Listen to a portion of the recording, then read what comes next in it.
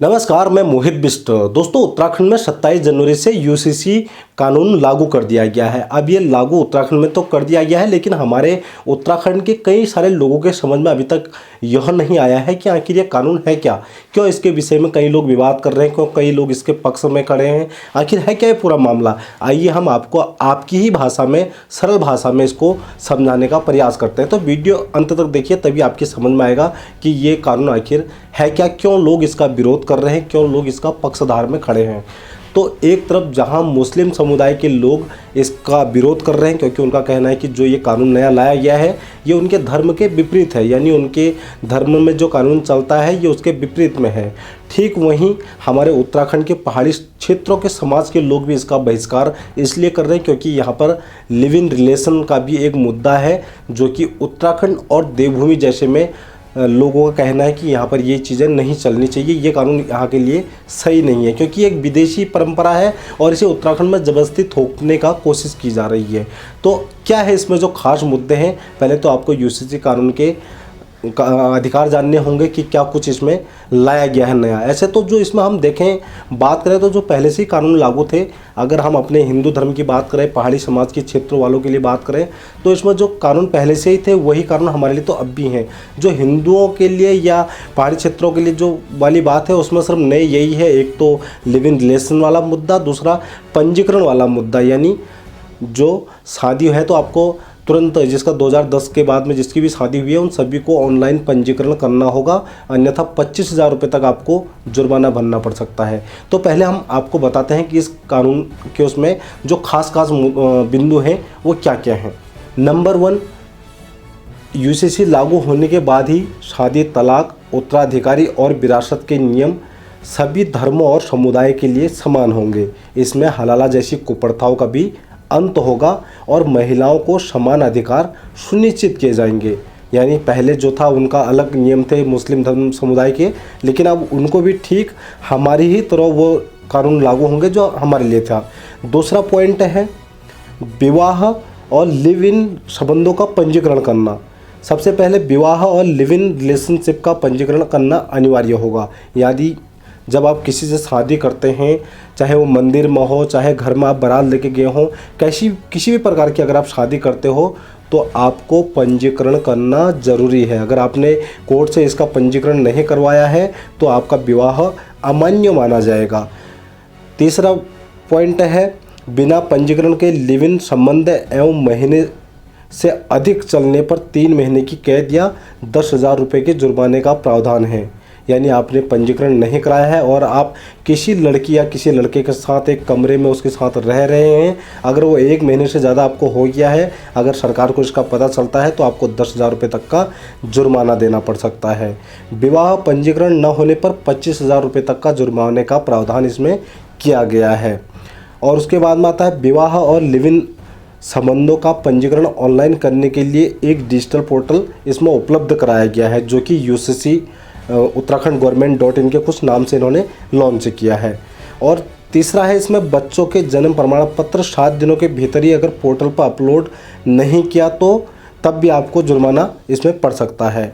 और उसके बाद में आता है यूसीसी के तहत पतित्व को सुनिश्चित किया जाता है कि विवाह के समय किसी व्यक्ति का अन्य जीवन साथी जीवित हो तो वो दूसरी शादी नहीं कर सकता है। और वसीयतनामे में पारदर्शिता बढ़ाने के लिए आधार आधारित दस्तावेज और गवाहों को वीडियो रिकॉर्डिंग अनिवार्य किया गया है। अगर आप कोई अपना वसीयतनामा किसी अन्य को करना चाहता है, जैसे कोई बाप अपने बेटे के नाम पर अपनी ज़मीन जायदाद करना चाहता है, तो उसको वीडियो के माध्यम से वो अपने बयान उसमें दर्ज करेगा ताकि वो एक गवाह के तौर पे सही रह सके। और लड़कियों और लड़कों को उत्तराधिकारी में समान अधिकार मिलना चाहिए इसमें। तो ये तो पहले से भी ऐसे लागू किया गया था, अब इसमें और कर दिया गया, कन्फर्म कर दिया इस कानून में कि जिस प्रकार हमारे वसीयतनामे में हमारे लड़के का अधिकार होगा, ठीक उसी प्रकार हमारी लड़की का भी अधिकार हमारी ज़मीन में होगा। तो ये तो खास जो पॉइंट थे वो हैं। अब जो उत्तराखंड के लोग गुस्सा हैं वो क्यों है, पहले आप इस बात को समझिए। एक तो सन 2010 के बाद में जितनों की भी शादी हो रखी है, यानी आज से 14 साल पहले जिनकी शादियां हो गई हैं, उन्हें अपना रजिस्ट्रेशन कराना है। अब रजिस्ट्रेशन में क्या चाहिए, क्या क्या विवाह रजिस्ट्रेशन में, एक तो आपका उस समय जो आपका शादी का कार्ड छपा था वो शादी का कार्ड चाहिए, दूसरा दूल्हा दुल्हन के फ़ोटो चाहिए और अन्य डॉक्यूमेंट उसमें चाहिए। तो अब जिसका 2010 में शादी हुई थी वो 14 साल पुराना शादी का कार्ड कहाँ से लाएगा। अगर वो नया छपवाता है तब भी कहीं ना कहीं पैसे खर्च होते हैं, और अगर जो इसकी ऑनलाइन पंजीकरण फीस है वो 250 रुपये से लेके 2500 रुपये तक है, यानी 250 रुपये से लेके 2500 रुपये तक का इसमें ऑनलाइन शुल्क है आपको पंजीकरण करते समय। ये तो कहीं ना कहीं सरकार जो है वो एक मोटा मुनाफा इसमें से भी कमाएगी अगर पंजीकरण कोई अपनी शादी का करना चाहता है। अब उत्तराखंड की जनसंख्या देखिए, कितने लोगों ने शादी कर रखी होगी और उसमें सभी लोगों को पंजीकरण करना है 2010 के बाद में, तो सबको अगर 250 रुपये प्रति व्यक्ति देता है तो कितने रुपये सरकार इसमें कमाएगी। दूसरा, हर एक व्यक्ति, अब जितने भी जो उनके बच्चे होंगे वो 7 दिन के अंदर में ही ऑनलाइन पंजीकरण कराना है, उसमें भी पैसे देने हैं।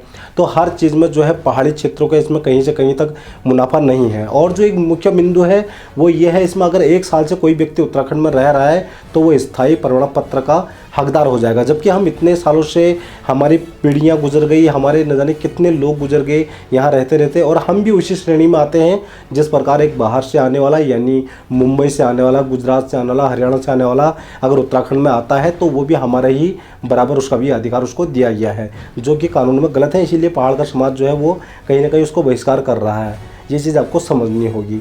तो आपको शुद्ध भाषा में कहीं ना कहीं इसका मतलब समझ में आ गया होगा। जो विरोध इसलिए कर रहे हैं पहाड़ के क्षेत्र के लोग, उनमें 2 फॉर्मेट हैं। एक तो जो बाहर से आने वाले लोग हैं उनको प्रमाण पत्र देना, स्थायी प्रमाण पत्र स्वीकृत कर देना, और दूसरा लिव इन रिलेशन, जो कि उत्तराखंड देवभूमि मानी जाती है, उसमें इस प्रकार का जो हरकत है वो नहीं है, क्योंकि सरकार कहीं ना कहीं उसको एक सर्टिफिकेट दे रही है उन्हें। और जिस प्रकार बाहरी देशों में होता है लिव इन रिलेशन, ठीक उस प्रकार हमारे उत्तराखंड में थोपने की कहीं ना कहीं कोशिश की जा रही है। क्योंकि यहाँ पर अगर कोई, सपोज़ कीजिए, एक लड़का एक लड़की के साथ लिव इन रिलेशन में रहता है, उसके बाद में वो दोनों के बीच में कुछ प्रकार के संबंध होते हैं, अगर उनकी संतान भी होती है तो उसको भी जायज़ कहीं ना कहीं यूसीसी लागू करता है, उसको जायज़ मानना। और होता क्या, कुछ दिन बाद में उनका मन अगर एक दूसरे से विचलित हो गया, नहीं बना, तो वो छोड़ के जाएगा, तब भी वो एक रजिस्ट्रेशन उसको आसानी से कराना होगा और उसको छोड़ के जा सकता है। अगर उस बच्चे को छोड़ के वो चले गया उस लड़की के पास, तो उस लड़की को कौन अपनाएगा, क्योंकि उस लड़की की तो ज़िंदगी ख़राब हो जाएगी, क्योंकि ना तो उनका शादी का कोई रजिस्ट्रेशन है, ना ही उनका शादी का कुछ ऐसा था, लिविंग रिलेशन में सब कुछ हो गया और वो छोड़ के चले गया। तो कहीं ना कहीं इस कानून में फ़ायदे तो हमारे उत्तराखंड पहाड़ी क्षेत्र वालों के लिए नहीं है, लेकिन जो अगर बात करें हम घाटे की, तो बहुत ज़्यादा घाटा इसमें है। तो बहुत से लोग जो इसमें तारीफ़ कर रहे हैं ये वो लोग हैं जिनको आपत्ति है दूसरे धर्म के लोगों से, यानी उनका कहना कहीं ना कहीं मुस्लिम धर्म के खिलाफ में ये कानून बना है तो शायद अच्छा होगा।